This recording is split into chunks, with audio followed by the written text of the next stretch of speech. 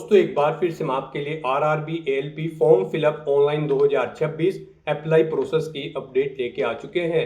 किस तरह से आप RRB ALP assistant loco pilot के 11,127 खाली पदों के लिए अपने फॉर्म अप्लाई कर सकते हो। स्टेप बाय स्टेप कंप्लीट जानकारी आपको इस वीडियो में दी जाएगी। लास्ट डेट ऑनलाइन आवेदन करने की 14 जून 2026 है, तो आपके पास सुनहरा और बड़ा अवसर है। आप जल्द से जल्द अपना फॉर्म अप्लाई कर ले।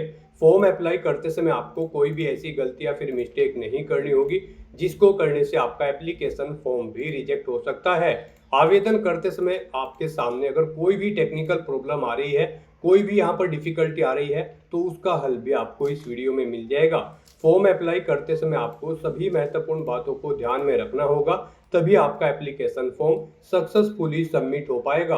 ऑनलाइन आवेदन करते समय आप अपना रजिस्ट्रेशन किस प्रकार से करोगे, किस तरह से आपको अपनी पर्सनल डिटेल, क्वालिफिकेशन की डिटेल, कॉन्टैक्ट डिटेल फिल करनी होगी, डिजी लॉकर अकाउंट, आधार वेरिफिकेशन, पैन वेरिफिकेशन आपको कैसे करना होगा, किस तरह से आप अपना लाइव फोटो कैप्चर करोगे फॉर्म अप्लाई करते समय, डॉक्यूमेंट सिग्नेचर फोटोग्राफ कैसे और कितने केबी में आप अपलोड करोगे, पोस्ट और जोन प्रेफरेंस आपको कैसे देनी होगी, किस तरह से आपको फीस पेमेंट करते हुए रजिस्ट्रेशन से लेकर प्रिंट तक अपना फॉर्म अप्लाई कर लेना होगा। पूरी जानकारी के लिए आपको ये वीडियो शुरू से लेके एंड तक बिना स्किप किए हुए देखनी होगी। इस वीडियो को पूरा देखने पर ही आपके सभी सवाल और डाउट क्लियर होंगे। तो चलिए दोस्तों, बिना कोई वक्त गवाए शुरू करते हैं RRB ALP form fill up online 2026 की पूरी जानकारी। फॉर्म भरने से पहले आपको सबसे पहले हमारी वेबसाइट IND सरकारी नौकरी के इस पेज पर विजिट करना होगा, जिसका लिंक आपको नीचे description plus first comment box में मिल जाएगा। और हमारे इस पेज पर विजिट करके आप यहां से आरआरबी एएलपी का फॉर्म अप्लाई कर सकते हो। रेलवे रिक्रूटमेंट बोर्ड भारतीय रेलवे आरआरबी की ओर से असिस्टेंट लोको पायलट एएलपी का नोटिफिकेशन रिलीज हो चुका है।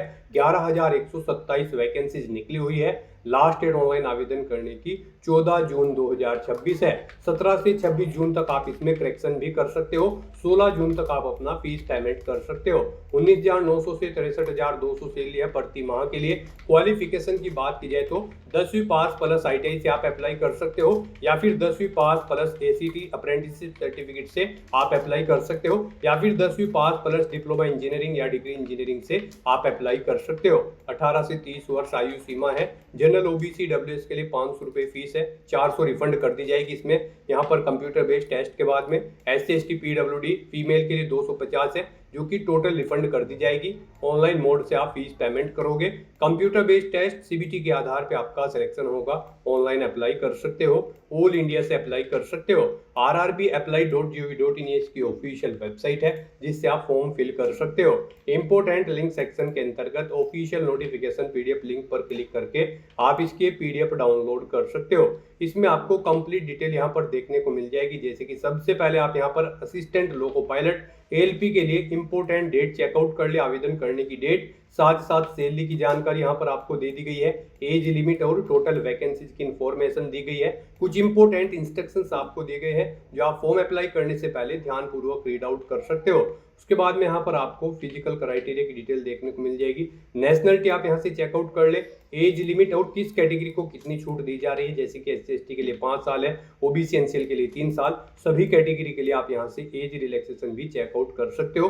ग्रुप वाइज आपको यहाँ पर एज लिमिट की जानकारी दे दी गई है। क्वालिफिकेशन की डिटेल आप चेकआउट कर ले।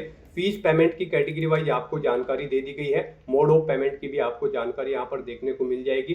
साथ ही साथ इस PDF को स्क्रॉल डाउन करते हुए आपको इसमें कंप्लीट डिटेल देखने को मिल जाएगी। जैसे कि रिक्रूटमेंट प्रोसेस आपको यहाँ पर दिया गया, एग्जामिनेशन पैटर्न आप चेकआउट कर सकते हो, और साथ ही साथ सिलेबस आपको डिटेल में यहाँ पर प्रोवाइड करा दिया गया है टॉपिक वाइज, और यहाँ पर पूरा सब्जेक्ट वाइज आप पूरा सिलेबस डिटेल में चेकआउट कर सकते हो जो कंप्यूटर बेस्ड टेस्ट होगा उसके लिए। और यहाँ पर आउट अप्लाई का प्रोसीजर दिया गया, कैसे आपको अपना अकाउंट क्रिएट करना होगा, कैसे आपको वेरिफिकेशन करना होगा, किस तरह से रजिस्ट्रेशन करना होगा, लाइव फोटो कैप्चर आप कैसे करोगे, डॉक्यूमेंट सिग्नेचर फोटोग्राम अपलोड करने के लिए भी आपको गाइडलाइंस यहाँ पर दे दी गई है, कितने केबी में और कैसे आप यहाँ पर अपलोड करोगे। और यहाँ पर आपको अलग अलग आरआरबी की वेबसाइट्स दे दी गई है, और इसी PDF के एंड में आपको यहाँ पर वैकेंसीज की कंप्लीट इंफॉर्मेशन देखने को मिल जाएगी। यहाँ पर आपको क्वालिफिकेशन की डिटेल दे दी गई है, और वैकेंसीज की आरआरबी वाइज आपको यहाँ पर जोन वाइज वैकेंसीज की कंप्लीट इंफॉर्मेशन देखने को मिल जाएगी।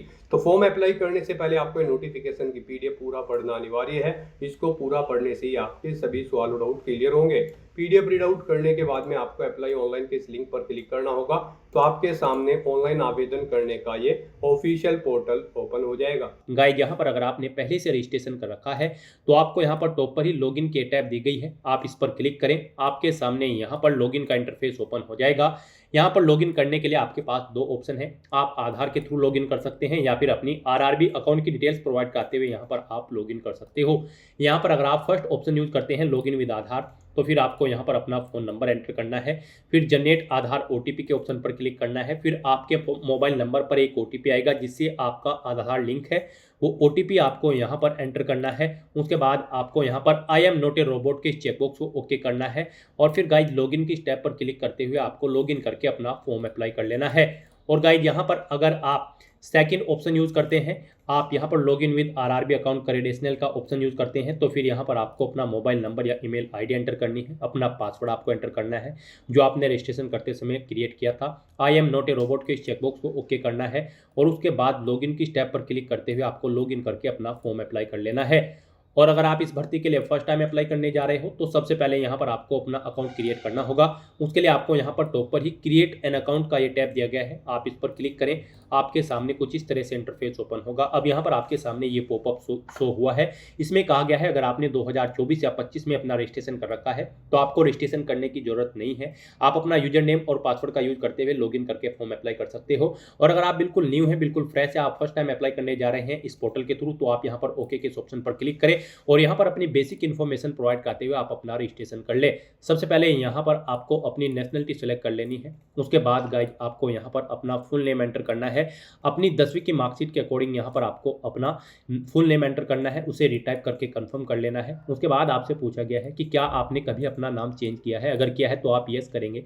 और फिर यहाँ पर जब आपकी डॉक्यूमेंट वेरीफाई होंगे उस समय आपको यहाँ पर अपने नेम चेंज का कोई जो गैजेटेड नोटिफिकेशन है वो शो करना होगा या फिर कोई रिलीवेंट लीगल डॉक्यूमेंट है वो आपको शो करना होगा। जब आपके डॉक्यूमेंट वेरीफाई होंगे तो यहाँ पर आप I understand and I agree के ऑप्शन पर क्लिक करेंगे। और अगर आपने कभी अपना नाम चेंज नहीं किया है तो आप सिंपली यहाँ पर नो ऑप्शन सेलेक्ट करेंगे। चेंज किया है तो आप यस करेंगे और फिर यहाँ पर चेंज नेम देंगे। चेंज नहीं किया है तो आप नो ऑप्शन सेलेक्ट कर लेंगे। उसके बाद यहाँ पर आपको अपनी डेट ऑफ बर्थ सेलेक्ट कर लेनी है। फिर आपको अपनी डेट ऑफ बर्थ यहाँ पर टाइप करनी है, रिटाइप DDMMYY फॉर्मेट में। उसके बाद आपको अपना जेंडर यहाँ पर सिलेक्ट करना है, अपना जेंडर एक बार फिर से आपको रीसिलेक्ट करना है। फिर यहाँ पर आपको अपने फादर का नाम एंटर करना है, उसे रिटाइप करना है। अपनी मदर का नाम एंटर करना है, उसे भी आपको रिटाइप कर देना है कंफर्मेशन के लिए। उसके बाद गाइज यहाँ पर आपको अपनी कॉन्टैक्ट डिटेल प्रोवाइड करनी है। यहाँ पर आपको अपना ईमेल एड्रेस एंटर करना है, मोबाइल नंबर एंटर करना है और फिर जनरेट ईमेल OTP और जनरेट मोबाइल OTP के ऑप्शन पर क्लिक करना है। फिर आपके ईमेल ID और मोबाइल नंबर पर OTP आएंगे, वो OTP आपको यहाँ पर एंटर करते हुए अपना मोबाइल नंबर और ईमेल ID वेरीफाई कर लेने हैं। उसके बाद यहाँ पर आपको अपना वेरिफिकेशन करना है। वेरिफिकेशन के लिए यहाँ पर आपके पास 3 ऑप्शन है। आप यहाँ पर डिजी लॉकर के थ्रू अपना वेरिफिकेशन कर सकते हैं या फिर गाइज यहाँ पर आप आधार कार्ड के थ्रू अपना वेरिफिकेशन कर सकते हैं या फिर आपके पास अगर आधार भी नहीं है तो उसके थ्रू भी आप यहाँ पर अपना वेरिफिकेशन कर सकते हैं अपने पैन नंबर की डिटेल प्रोवाइड कराते हुए। तो यहाँ पर हम आपको तीनों ऑप्शंस के बारे में बताएंगे 1 बाय 1 करके।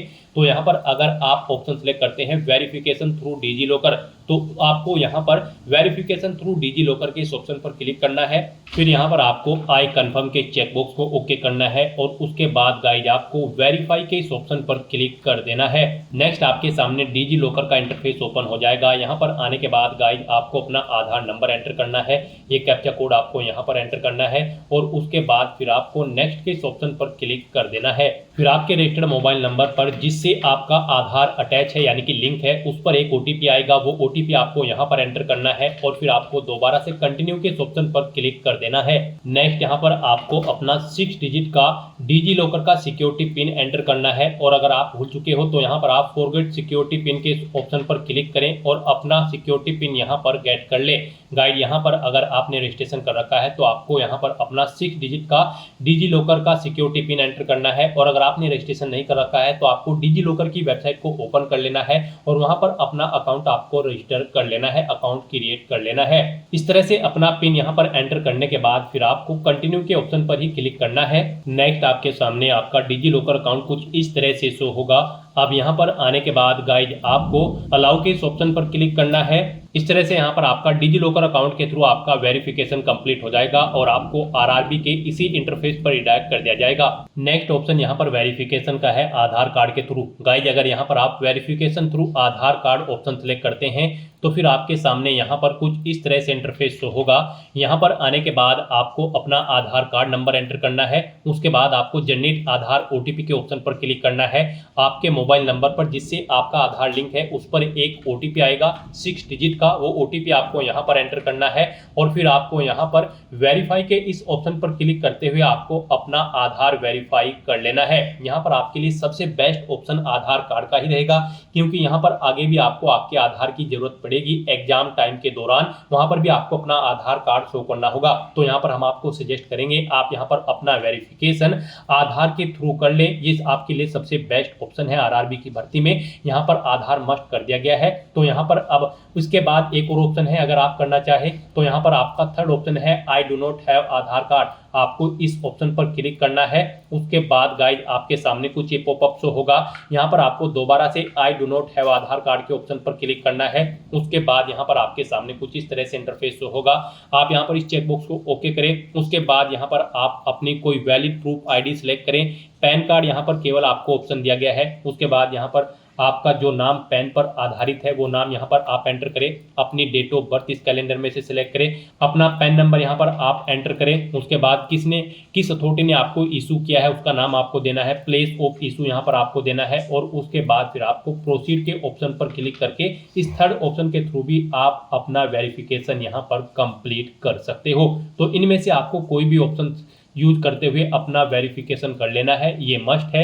ये पूरी वेरिफिकेशन की प्रोसेस हमने आपको बता दी है। इनमें से किसी का भी यूज करते हुए आप अपना वेरिफिकेशन कर सकते हैं। हम आपको एक बार फिर से बता दें, आप यहाँ पर आधार कार्ड के थ्रू अपना वेरिफिकेशन करें, आपके लिए बेस्ट रहेगा। तो यहाँ पर किसी भी ऑप्शन के थ्रू वेरिफिकेशन करने के बाद आपको इस चेकबॉक्स को ओके करना है। I confirm that I am 18 year old या फिर ओल्डर, यानी कि मेरी आयु यहाँ पर 18 साल हो चुकी है या फिर इससे अधिक। आपको इस चेकबॉक्स को ओके करना है। ये डिटेल आप यहाँ पर इस पर क्लिक करके सुन भी सकते हो।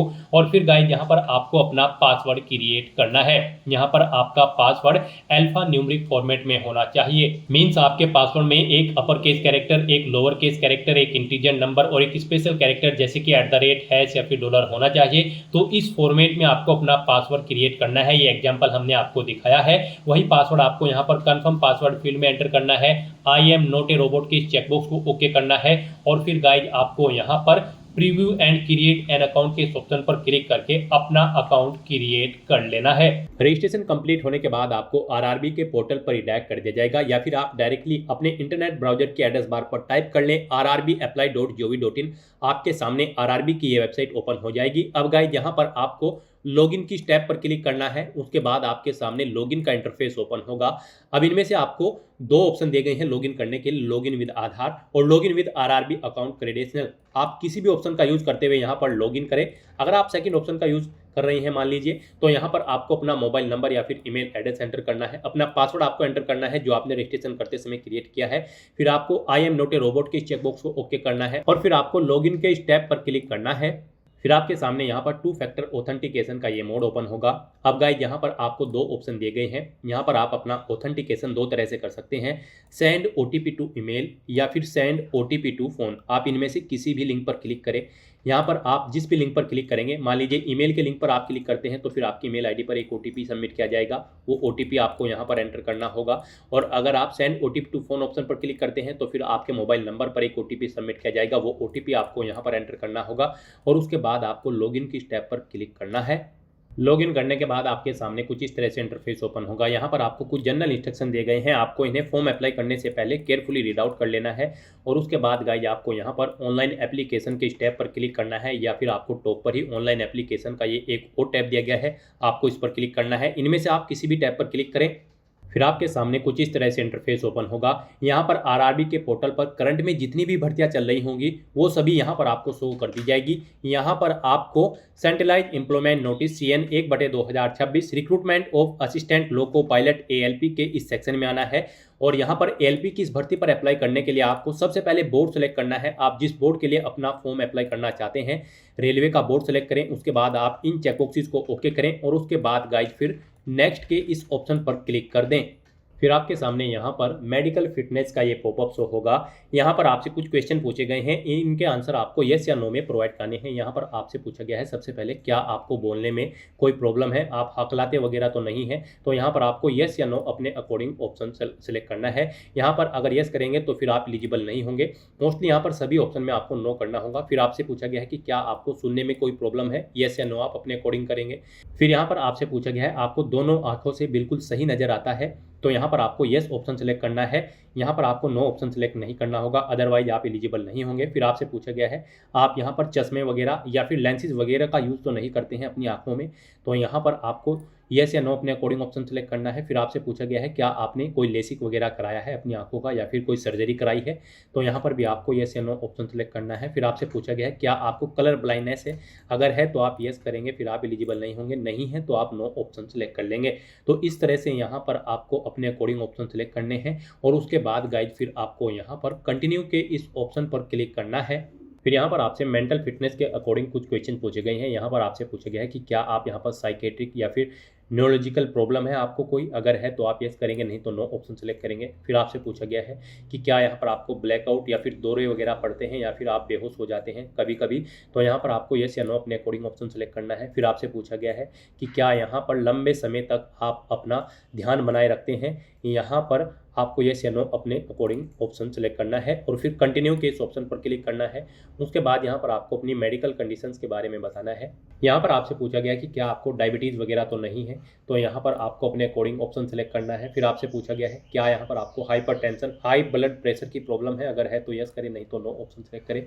फिर आपसे पूछा गया है कि क्या यहाँ पर आपको कोई सांस की बीमारी या कोई पुरानी बीमारी तो नहीं है, तो यहाँ पर भी आपको नो ऑप्शन सेलेक्ट करना है। फिर आपसे पूछा गया है कि क्या आप यहाँ पर कोई नशे की गोली वगैरह तो नहीं लेते हैं, नशे की दवाइयाँ वगैरह, तो यहाँ पर भी आपको नो ऑप्शन सेलेक्ट करना है। उसके बाद आपको कंटिन्यू के इस ऑप्शन पर क्लिक करना है। अब यहाँ पर आपसे पूछा गया है क्या यहाँ पर आप ड्रग्स वगैरह कोई नशीली दवाइयाँ तो नहीं लेते हैं, तो यहाँ पर भी आपको नो ऑप्शन सेलेक्ट करना है। और आप यहाँ पर शराब वगैरह तो नहीं पीते हैं, आप हैबिचुअल यहाँ पर ड्रिंक तो नहीं करते हैं जिससे आपके काम पर इफेक्ट पड़े, तो यहाँ पर भी आपको नो ऑप्शन सेलेक्ट करना है। उसके बाद आपको कंटिन्यू के इस ऑप्शन पर क्लिक करना है। फिर यहाँ पर आपको फाइनल डिक्लेरेशन सेक्शन में आई एग्री के इस चेकबॉक्स को ओके करना है। पीछे आपने जो डिटेल प्रोवाइड कराई है उन्हें आप एग्री करते हैं और फिर गाइड आपको यहाँ पर सबमिट के इस ऑप्शन पर क्लिक करना है। अब यहाँ पर आपका फॉर्म स्टार्ट हो चुका है। कुछ डिटेल यहाँ पर आपको आपकी ऑटोमेटिकली फिर मिलेगी, जैसे कि यहाँ पर आपकी डेट ऑफ बर्थ, आपका नाम, आपके फादर का नाम, आपकी मदर का नाम, ये आपके रजिस्ट्रेशन से फैच कर ली गई है। बस गाइस यहाँ पर अब आपको अपना मैरिटल स्टेटस सेलेक्ट करना है, आप मैरिड हो या फिर अनमैरिड। फिर आपको अपना रिलीजन सेलेक्ट करना है। उसके बाद आपको अपनी मातृभाषा यहाँ पर सेलेक्ट कर लेनी है। उसके बाद आपको यहाँ पर एग्जाम के लिए लैंग्वेज सेलेक्ट कर लेनी है। जिस लैंग्वेज में आप अपना एग्जाम पेपर चाहते हैं वो लैंग्वेज आप सेलेक्ट करें। फिर आपकी बॉडी पर कहीं कोई कट या तिल का निशान है तो उस पैलेस का नाम यहाँ पर आप दें। 2 पैलेस के नाम यहाँ पर आपको देने होंगे, नहीं है तो आप नो मार्क यहाँ पर एंटर कर देंगे। उसके बाद यहाँ पर आपको अपनी कम्युनिटी की डिटेल देनी है। यहाँ पर आप अपनी कम्युनिटी सेलेक्ट करें। उसके बाद अगर आप रिजर्व कैटेगरी से बिलोंग करते हैं तो यहाँ पर आप अपनी कास्ट का नाम देंगे।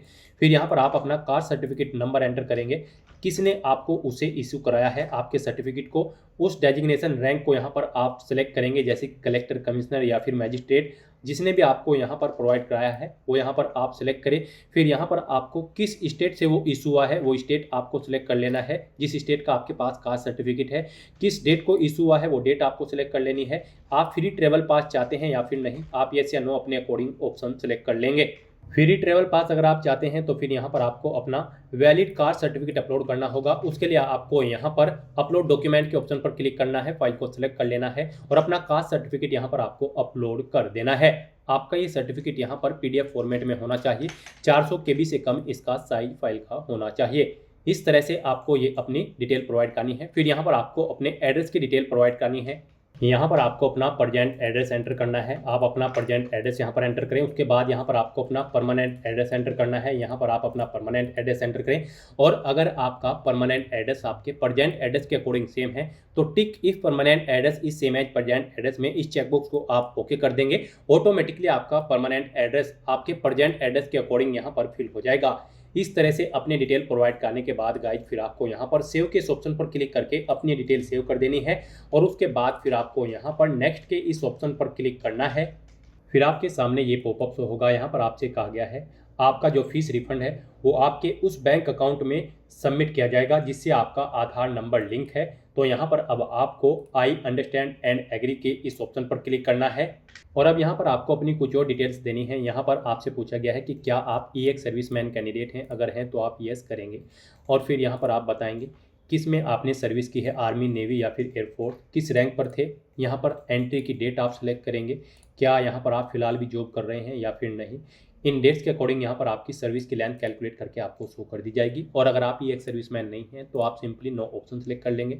फिर आपसे पूछा गया है कि क्या आप एलिजिबल हैं और यहाँ पर फीस कंसेशन चाहते हैं under EBC in term of पारा 70 ऑफ, यानी कि अगर आप इकोनॉमिकली बैकवर्ड क्लास से बिलोंग करते हैं तो फिर यहाँ पर आपको फीस में कंसेशन दिया जाएगा। तो यहाँ पर अगर आप ईबीसी कैटेगरी के अंतर्गत आते हैं तो यस ऑप्शन सेलेक्ट करेंगे, I understand and I agree के इस ऑप्शन पर क्लिक करेंगे और अपनी डिटेल देंगे। यहाँ पर आपको डॉक्यूमेंट बताना होगा कौन सा डॉक्यूमेंट है जिसके बेस पर आपको यहाँ पर कंसेशन दिया जाए ईबीसी डिटेल के अंतर्गत। तो यहाँ पर आपके पास ईबीसी सर्टिफिकेट है इकोनॉमिकली बैकवर्ड क्लास का, या फिर बीपीएल कार्ड है, या फिर इज्जत एमएसटी इशूड है रेलवे के द्वारा। यहाँ पर आप अपने अकॉर्डिंग ऑप्शन सेलेक्ट करेंगे, किस अथॉरिटी ने आपको प्रोवाइड कराया है वो आप सेलेक्ट करेंगे, सर्टिफिकेट का नंबर देंगे, कब इशू हुआ है वो डेट आप सेलेक्ट करेंगे। और अगर आप यहाँ पर इस इकोनॉमिकली बैकवर्ड क्लास के अंतर्गत नहीं आते हैं तो आप सिंपली नो ऑप्शन सेलेक्ट कर लेंगे, फिर आपको आगे की डिटेल नहीं देनी होगी। उसके बाद आपसे पूछा गया है कि क्या आप इंडियन रेलवे के एम्प्लॉय हैं, अगर हैं तो आप यस ऑप्शन सेलेक्ट करेंगे, अपना HRMS नंबर यहाँ पर एंटर करेंगे। आपने NOC के लिए अप्लाई कर रखा है कंट्रोलिंग ऑफिसर के लिए पर, तो यहाँ पर आपको यस या नो अपने अकॉर्डिंग ऑप्शन सेलेक्ट करना है। फिर आपको अपनी कैटेगरी यहाँ पर सेलेक्ट करनी है, किस कैटेगरी के अंतर्गत आप यहाँ पर कार्यरत है, प्लेस ऑफ वर्किंग आपको देना है, जोन या यूनिट आपको सेलेक्ट करनी है। और अगर आप एम्प्लॉय नहीं है इंडियन रेलवे के तो आप सिंपली नो ऑप्शन सेलेक्ट करेंगे। फिर आपसे पूछा गया है कि क्या आप करंट में किसी डिपार्टमेंट या ऑर्गेनाइजेशन में कार्यरत हैं, सेंट्रल गवर्नमेंट या फिर स्टेट गवर्नमेंट या फिर पब्लिक सेक्टर में, किसी भी सेक्टर में अगर आप यहाँ पर कार्यरत हैं तो आप ऑप्शन सेलेक्ट करें और फिर ऑर्गेनाइजेशन का नाम दें, किस डेट से आप कार्यरत है वो डेट आप सेलेक्ट करें, प्रेजेंट में भी कार्य कर रहे हैं या फिर नहीं ऑप्शन सेलेक्ट करें। इस तरह से आपको ये डिटेल देनी होगी अपने एम्प्लॉयमेंट की। और अगर आप एम्प्लॉय नहीं हैं तो आप simply not applicable option select करेंगे। फिर आपसे पूछा गया है कि क्या आपने यहाँ पर ACT अप्रेंटिस का कोर्स कंप्लीट कर लिया है, यहाँ पर अगर कर लिया है तो आप यस करेंगे, ट्रेड का नाम देंगे जिस ट्रेड में आपने कंप्लीट किया है, ट्रेनिंग आपने कब से ली और कब तक आपने ली वो डेट आप सेलेक्ट करेंगे। इनके अकॉर्डिंग आपकी ट्रेनिंग का ड्यूरेशन कैलकुलेट करके आपको शो कर दिया जाएगा। आपका रिजल्ट यहाँ पर डिक्लेयर हो चुका है या फिर नहीं, आप अपने अकॉर्डिंग ऑप्शन सेलेक्ट करेंगे। रिजल्ट डिक्लेयर अगर हो चुका है तो फिर आप अपना सर्टिफिकेट नंबर देंगे, सर्टिफिकेट आपको किस डेट को इशू हुआ है वो डेट आप यहाँ पर सेलेक्ट करेंगे। मार्क्स बताएंगे कितने मार्क्स आपने ऑब्टेन किए हैं, टोटल कितने मार्क्स थे जिसमें से आपने मार्क्स ऑब्टेन किए हैं वो यहाँ पर आप एंटर कर देंगे। इस तरह से यहाँ पर आपको अपने अप्रेंटिसिप जो ACT अप्रेंटिस का कोर्स है उसकी डिटेल देनी होगी। अगर नहीं कर रखा है तो आप सिंपली नो ऑप्शन सेलेक्ट कर लेंगे। फिर यहाँ पर फीस रिफंड के लिए आपको अपनी बैंक डिटेल देनी है। इसमें यहाँ पर आपको अपना आधार नंबर एंटर करना है 12 डिजिट का। वो आधार नंबर यहाँ पर आप एंटर करें जो आपके बैंक अकाउंट से लिंक है। तो यहाँ पर आप अपना 12 डिजिट का आधार नंबर एंटर करें। इस तरह से अपनी डिटेल प्रोवाइड करने के बाद गाइड फिर आपको यहाँ पर सेव के इस ऑप्शन पर क्लिक करते हुए अपनी सभी डिटेल सेव कर देनी है और फिर आपको यहाँ पर नेक्स्ट के इस ऑप्शन पर क्लिक करना है। नेक्स्ट यहाँ पर आपको अपनी एजुकेशनल क्वालिफिकेशन की डिटेल प्रोवाइड करनी है। गाइड यहाँ पर RRB ALP की इस भर्ती में पार्टिसिपेट करने के लिए आपका 10वीं क्लास पास आउट होना जरूरी है, प्लस आपके पास यहाँ पर नेशनल अप्रेंटिसशिप सर्टिफिकेट होना चाहिए या फिर ITI का सर्टिफिकेट होना चाहिए रिलीवेंट ट्रेड के अंतर्गत, या फिर आपके पास इंजीनियरिंग डिग्री होनी चाहिए रिलीवेंट ट्रेड के अंतर्गत, या फिर आपके पास 3 साल का डिप्लोमा होना चाहिए इंजीनियरिंग का रिलीवेंट ट्रेड के अंतर्गत। तो यहाँ पर अब आपको अपनी क्वालिफिकेशन की डिटेल देनी है। सबसे पहले यहाँ पर आपको अपनी 10वीं क्लास की डिटेल देनी है। उसके बाद आपके पास इनमें से जो भी क्वालिफिकेशन है, आपके पास अप्रेंटिसशिप सर्टिफिकेट है या फिर ITI सर्टिफिकेट है या फिर डिग्री है आपके पास इंजीनियरिंग की रिलीवेंट ट्रेड के अंतर्गत या फिर डिप्लोमा है, तो उनकी डिटेल यहाँ पर आपको देनी होगी। सबसे पहले यहाँ पर आपको अपनी 10वीं क्लास की डिटेल देनी है। तो यहाँ पर आप मैट्रिकुलेशन ऑप्शन सेलेक्ट करें और यहाँ पर आप अपनी 10वीं क्लास की डिटेल अब प्रोवाइड करें। सबसे पहले आपको स्टेट सेलेक्ट करना है, जिस स्टेट से आपने अपनी 10वीं क्लास पास आउट की है। फिर आपको डिस्ट्रिक्ट सेलेक्ट कर लेना है। उसके बाद आपको यहाँ पर बोर्ड का नाम एंटर करना है जिस बोर्ड से आपने अपनी 10वीं क्लास पास आउट की है। फिर आपको पासिंग डेट सेलेक्ट करनी है, कब आपने अपनी 10वीं क्लास पास आउट की है। अपनी 10वीं का रोल नंबर यहाँ पर आपको एंटर करना है और फिर यहाँ पर आपको अपनी 10वीं क्लास के सर्टिफिकेट का सीरियल नंबर भी एंटर कर देना है। इस तरह से यहाँ पर आपको अपनी 10वीं क्लास की डिटेल प्रोवाइड करनी है और फिर गाइड आपको यहाँ पर ऐड के इस ऑप्शन पर क्लिक करते हुए अपनी ये डिटेल ऐड कर देनी है 10वीं क्लास की। इस तरह से यहाँ पर आपकी 10वीं क्लास की क्वालिफिकेशन सक्सेसफुली ऐड हो जाएगी। इसमें अगर आप एडिट करना चाहते हैं तो पेंसिल के इस ऑप्शन पर क्लिक करके आप एडिट कर सकते हैं। इसे डिलीट करना चाहते हैं तो डिलीट के इस ऑप्शन पर क्लिक करके आप डिलीट कर सकते हैं। अब गाइस यहाँ पर आपको 10वीं क्लास की डिटेल प्रोवाइड करने के बाद आपको अपनी नेशनल अप्रेंटिसशिप सर्टिफिकेट की डिटेल देनी है, या फिर ITI कर रखी है तो उसकी डिटेल देनी है, या फिर आपके पास इंजीनियरिंग डिग्री है उसकी डिटेल देनी है, या फिर आपके पास 3 साल का डिप्लोमा है इंजीनियरिंग का रिलेवेंट ट्रेड के अंतर्गत, उसकी डिटेल आपको देनी है। इनमें से आपके पास जो भी क्वालिफिकेशन है वो यहाँ पर आप सेलेक्ट करें और फिर उसकी डिटेल यहाँ पर आप प्रोवाइड कराएं। मान लीजिए आपके पास ITI है तो फिर यहाँ पर आपको डिसिप्लिन देनी होगी, जिस डिसिप्लिन में आपने अपने ITI कंप्लीट कर रखी है जिस ट्रेड में। उसके बाद आपको स्टेट सेलेक्ट करना है, किस स्टेट से पास आउट की है, डिस्ट्रिक्ट सेलेक्ट करना है, इंस्टीट्यूट का नाम देना है जिससे आपने अपनी ITI पास आउट की है, पासिंग डेट आपको सेलेक्ट कर लेनी है। यहाँ पर आपको सर्टिफिकेट NCVT से मिला है ITI का या फिर SCVT से, आप अपने कोडिंग ऑप्शन सेलेक्ट करें। सर्टिफिकेट का टाइप सेलेक्ट करें, और नेशनल ट्रेड सर्टिफिकेट है या फिर स्टेट ट्रेड सर्टिफिकेट है, आप अपने कोडिंग ऑप्शन सेलेक्ट कर लें। इस तरह से अपनी डिटेल प्रोवाइड करने के बाद गाइज फिर आपको यहाँ पर ऐड के इस ऑप्शन पर क्लिक करके अपनी ये डिटेल भी ऐड कर देनी है। इस तरह से यहाँ पर आपकी ITI की डिटेल भी सक्सेसफुली ऐड हो जाएगी। तो इस तरह से यहाँ पर आपने जो भी कर रखा है 10वीं के बाद नेशनल अप्रेंटिस सर्टिफिकेट, ITI या फिर डिग्री या फिर डिप्लोमा इंजीनियरिंग में रिलेवेंट ट्रेड के अंतर्गत, उसकी डिटेल यहाँ पर आप प्रोवाइड कर सकते हैं। ITI के साथ अगर आपने यहाँ पर डिग्री या फिर डिप्लोमा भी कर रखा है तो उसकी डिटेल भी आप यहाँ पर ऑप्शन सेलेक्ट करने के बाद सेम ऐसे ही प्रोवाइड कर सकते हैं। तो इस तरह से यहाँ पर अपनी क्वालिफिकेशन की डिटेल प्रोवाइड करने के बाद गाइड फिर आपको यहाँ पर नेक्स्ट के इस ऑप्शन पर क्लिक करना है।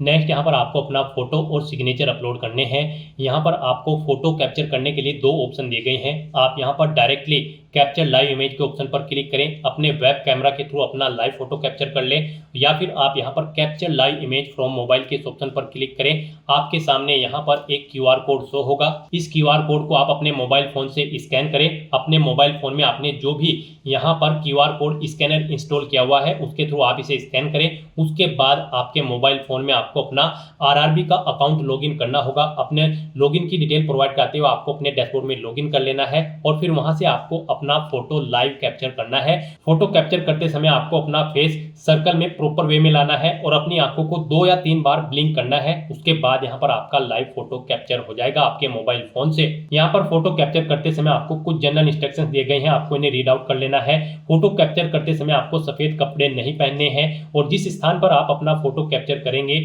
वहां पर प्रॉपर वे में लाइट होनी चाहिए और प्लेन बैकग्राउंड उस स्थान का होना चाहिए। और यहाँ पर आपको बिल्कुल सीधा कैमरे की तरफ देखना है, और आपको यहाँ पर फोटो कैप्चर करते समय अपने सर पर कोई टोपी या फिर कैप नहीं पहननी है, ना आपको अपने चेहरे पर कोई मास्क लगाना है, और ना ही आपको अपने आंखों पर कोई चश्मा यहाँ पर पहनना है। तो यहाँ पर आपको कुछ इन इंस्ट्रक्शंस को ध्यान में रखते हुए अपना लाइव फोटो कैप्चर कर लेना है। दोस्तों, मोबाइल से लाइव फोटो कैप्चर करने के लिए सबसे पहले आपको अपने फोन में QR code scanner application open करनी होगी। उसके बाद में आपको ये बार कोड यहाँ पर स्कैन कर लेना होगा। उसके बाद में आपको इस लिंक पर क्लिक करना होगा। उसके बाद यहाँ पर आने के बाद में आपको RRB अकाउंट के अंतर्गत अपने डैशबोर्ड में लॉगिन करना होगा। लॉगिन करने के लिए आप आधार से लॉगिन कर सकते हो या फिर RRB अकाउंट के थ्रू लॉगिन कर सकते हो। जैसे कि हम आपको RRB अकाउंट के थ्रू लॉगिन करके दिखा रहे हैं। सबसे पहले आपको यहाँ पर अपना ईमेल एड्रेस एंटर करना होगा, पासवर्ड आपको एंटर करना होगा और इस चेक बॉक्स को ओके करना होगा, और यहाँ पर लॉगिन की स्टेप पर क्लिक करके अपने डैशबोर्ड में लॉगिन कर लेना होगा। लॉगिन करने के लिए आपको ईमेल आईडी या फिर मोबाइल फोन पर एक OTP सेंड करना होगा।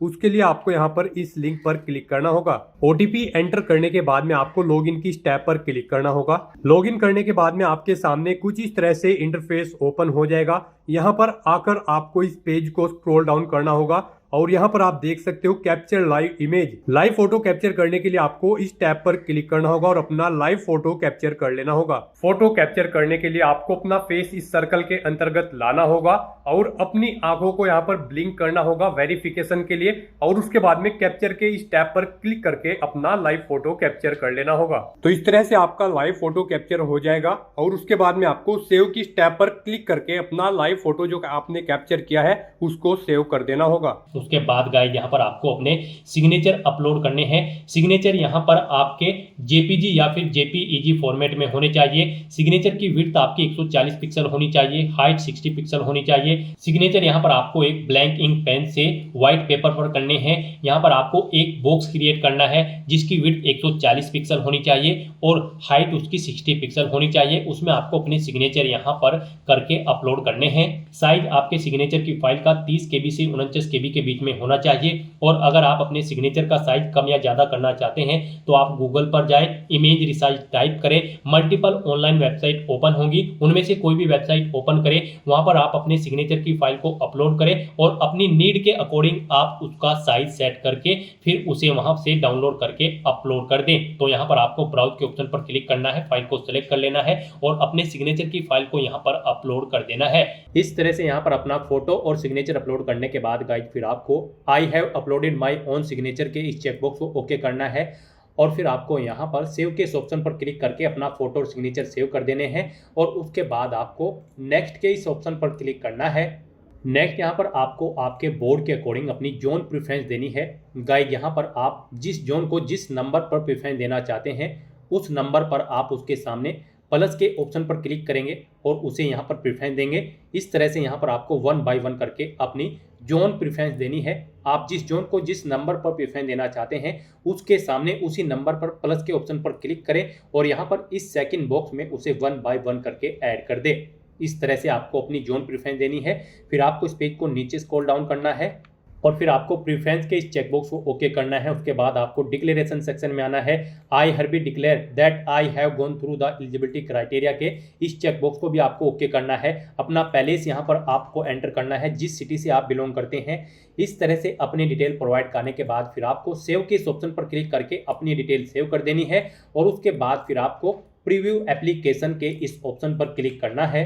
नेक्स्ट यहाँ पर आपको आपके एप्लीकेशन फॉर्म का पूरा प्रीव्यू शो कर दिया गया है। पीछे अब तक जो आपने डिटेल प्रोवाइड कराई है उनका प्रीव्यू आपको शो कर दिया गया है। आपको सभी डिटेल्स 1 बाय 1 करके केयरफुली चेकआउट करनी है। इसे नीचे स्क्रॉल करना है और यहाँ पर I have recheck the about details and found correct के इस चेकबॉक्स को आपको ओके करना है। कहीं पर कोई मिस्टेक है तो आप गाइड यहाँ पर एडिट के ऑप्शन पर क्लिक करके अपने फॉर्म में एडिट कर सकते हैं और अगर सभी चीज़ें ओके हैं तो बस यहाँ पर अब आपको सबमिट के इस ऑप्शन पर क्लिक करना है।